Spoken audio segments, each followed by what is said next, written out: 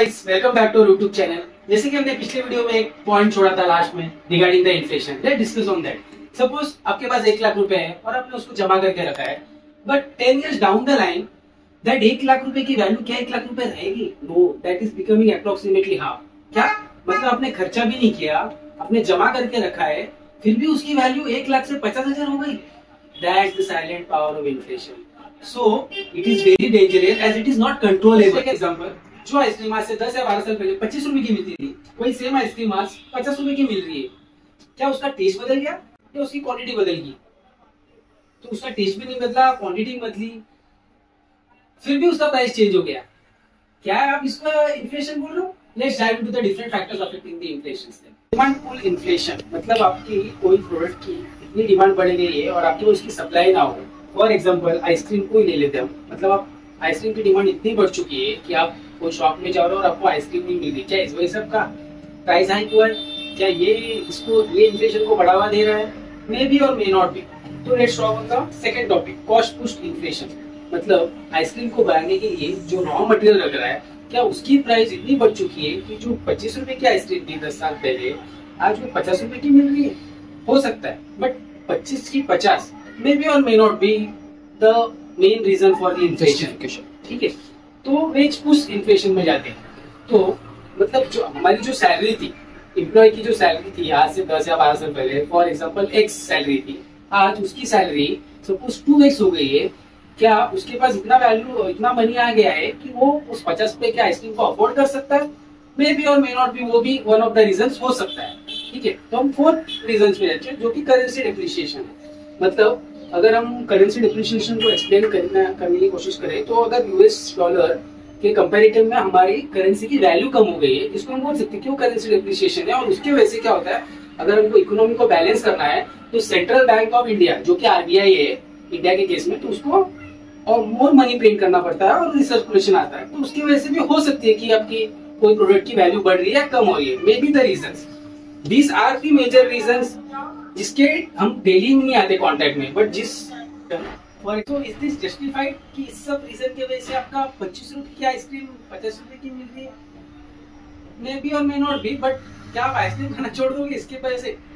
नहीं, obviously not. तो आपका जो सैलरी का मेजर चंक है, example education, I will take example of my nephew who is in first standard right now, and उसका yearly education fees है around 50,000. When I was in first standard, that time it is approximately around 5 or 6,000. So you can relate the inflation. Is it same or what? House rental, for example, जो हम लोग ने आज से 10-15 साल पहले flat लिया था जिसकी वैल्यू 15 लाख थी, आज उसकी वैल्यू 75 लाख हो गई है। Is it matching the inflation rate? Medical expense, जो बाईपास सर्जरी आज से 5-6 साल पहले कॉस्ट हुआ करता था 1 या 1.5 लाख रुपए है, आज वही सेम बाईपास सर्जरी की कॉस्ट अप्रोक्सीमेटली चली गई है 4-4.5 लाख या 5 लाख तक जा सकते हैं, depend on the hospital. That is just, क्या आप मैच कर पा रहे हैं इन्फ्लेशन रेट को? लाइफस्टाइल में आपका फोन आ गया, तो फोन अगर मैं इस तरह से सोचूं कि आपका कोविड के पहले हर किसी को फोन की इतनी जरूरत नहीं थी जितनी आज है, क्योंकि कोविड के में एक सिचुएशन क्रिएट किया जहाँ पे आपका सब कुछ डिजिटलाइज हो गया ऑलमोस्ट। बच्चे घर से आजकल पढ़ाई कर रहे हैं, लोगों को इंटरनेट की जरूरत पड़ रही है, और इसके अलावा लोग इतने मार्केट में अलग अलग तरीके की टेक्नोलॉजी आ रही है, लोग फोन चेंज कर रहे हैं, जस्ट रैंडमली लोग फोन चेंज कर रहे हैं, उसकी वजह से भी आपको उनका आप इन्फ्लेशन को ये कर रहे हो, पार्टिसिपेट कर रहे हो। ठीक है, उसके अलावा कार, अभी कार ले लिया या आप कोई भी तरीके का कोई व्हीकल ले लो, लोगों को आजकल चल के जाने में कोई इंटरेस्ट नहीं रह गया, लोगों को आजकल गाड़ी चाहिए, just they need to have a luxury life and they are participating in different vehicles. ठीक है, उसके अलावा एंटरटेनमेंट एक्सपेंस। ठीक है, अब एंटरटेनमेंट एक्सपेंस में आपका बहुत अलग अलग तरीके की चीजें आ रही है, आप अलग अलग तरीके के सब्सक्रिप्शंस ले रहे हो। फॉर एग्जाम्पल अमेजोन प्राइम जा रहे हो, आप नेटफ्लिक्स ले रहे हो, आप डिज्नी हॉटस्टार ले रहे हो, फिर उसके अलावा आप साल में एक आध टूर कर रहे हो, आप डिनर पे जा रहे हो, आप मूवी को जा रहे हो। तो all these are carrying your inflation. Considering these, जो मैंने आपको लास्ट वीडियो में पूछा था कि सच में इन्फ्लेशन रेट 6% है, it is not possible, because you can assume कि ये 6% हो सकता है, बट इसको अगर आप एड ऑन करोगे तो 6% का इन्फ्लेशन रेट आपका 8 to 10% जा रहा है। ठीक है, आप सेव तो कर रहे हैं, सेविंग अकाउंट में रख रहे हैं, बट वहां पे आपको 3 to 4% का इंटरेस्ट रेट मिल रहा है, जबकि आपका इन्फ्लेशन रेट बढ़ रहा है 6 to 8%।